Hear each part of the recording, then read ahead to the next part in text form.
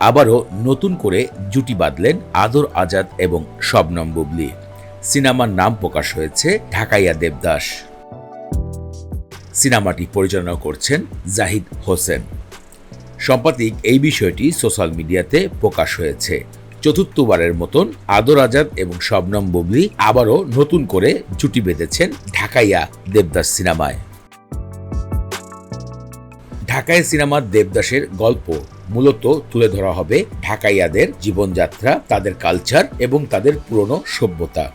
সিনেমার নাম নিয়ে গণমাধ্যমে জাহিদ হোসেন জানিয়েছেন, এটি একটি রূপক অর্থ।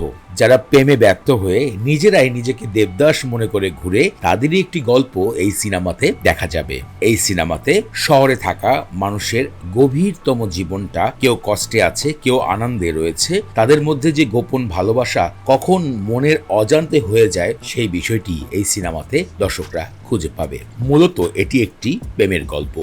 এখানে আরো দেখা যাবে ঢাকা শহরের অন্যতম জনপ্রিয় একটি অনুষ্ঠান সাকরাইন কিভাবে উদযাপন করে পুরান ঢাকার মানুষ, এবং ঈদের অনুষ্ঠান, নববর্ষের অনুষ্ঠান কিভাবে তাদের সাথে একটু আলাদা থাকে ঢাকাইয়া সংস্কৃতির সাথে, সেটাও তুলে ধরা হবে এই সিনেমাতে। এই সিনেমাতে শবনম বুবলী এবং আদর আজাদ ছাড়াও অভিনয় করছেন তারেক আনাম খান, শহীদুল জামান সেলিম, রাশেদ মামুন অপু, আরো অনেকেই। এর আগে 2022 সালে লোকাল এবং 23 সালে তালাশ নামক সিনেমায় জুটি বেঁধেছিলেন এই অভিনেতা অভিনেত্রী। তাদের আরেকটি সিনেমার কাজ সম্পূর্ণ হয়েছে, তবে মুক্তি পায়নি। সিনেমাটির নাম পিনিক। আবারও চতুর্থবারের মতন আদর আজাদ এবং শবনম বুবলী জুটি বেঁধেছেন ঢাকাইয়া দেবদাস সিনেমায়।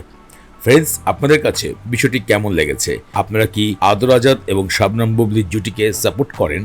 তাদের সম্বন্ধে যদি কোনো মূল্যবান মতামত থাকে, ভিডিওতে কমেন্ট করে জানাবেন। দেশ বিদেশের সিনেমা জগতের এরকম ইন্টারেস্টিং বিষয় জানার জন্য আমাদের ইউটিউব চ্যানেল মুভি নিউজ বাংলাকে সাবস্ক্রাইব করুন, শেয়ার করুন আপনাদের বন্ধু বান্ধবের সাথে।